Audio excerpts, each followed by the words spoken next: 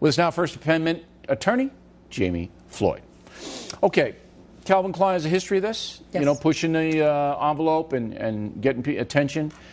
This ad, if you were, I don't know if is it a police thing here? Is it that who makes the decision here? Yeah, it is. It is. Yeah. It's about whether or not the municipal government or the city or the state wants to regulate Calvin Klein's what is essentially speech. It's commercial speech, but it's still speech. So if you complain, you're a New Yorker, right? Oh, yeah. Okay.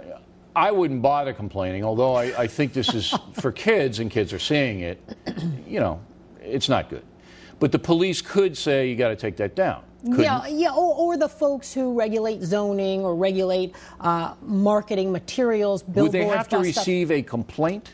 They need a complaint from a Okay, so they have to be a citizen complainant. Or a determination within their own licensing authority that this violates some sort of code, standard, zoning, etc. Okay, now, the commercial speech isn't protected as much as the personal speech. It's protected, but not as much, right. Correct. So this could be taken down and litigated in a court. Well, he can argue that it is art. Art is protected. Political speech Art? This is a commercial enterprise. I'm not saying I would buy that argument if I were the judge. But I don't think it would even be made. It's an obvious advertisement. It was paid for as such. I think so. The purpose is to market change. Would you take it down if you were the mayor of New York?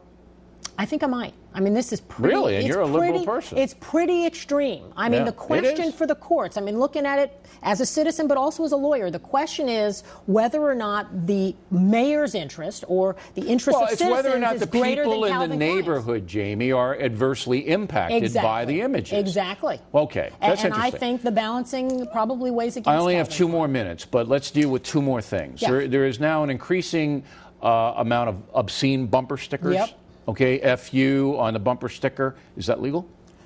It's legal, but again, it can be regulated. You own your car, but you don't own the freeway, and you don't have a right to offend the guy behind you. So if a police officer sees a car that says obscene things, they can pull you over? Oh, well, it depends on the jurisdiction. Varies state to state. So you got a problem if you're driving from one state to the next and the law changes. Isn't there, in some places, in every state, aren't there state laws against public indecency? Yes, but the variance is on what indecency is. It does vary from community to community. So again, it would have to be litigated. Yep. There are insulting to religion. There are all kinds of stuff that are now in play. And again, if it's political, it's a greater protection for that bumper sticker than if it's just obscene. Finally, if you have a house and a yard and you put an obscene statue on your front lawn, almost like this Calvin Klein ad. Say you did a picture or something like that.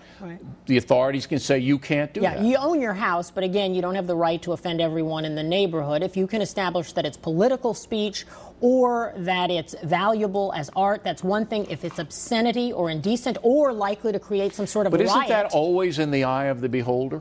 Well, the beholder is the judge, right? So the judge would have to do it. Yeah. So all of these things, they could be taken down, but litigation with the ACLU and their attitude would then probably follow. I think that's right, although, again, commercial speech, Calvin Klein is very different than even burning a cross on your lawn. And we admire in this country more than anything your right to political speech. The rest of it, not so much. All right, Jami. Thanks very much. We appreciate it.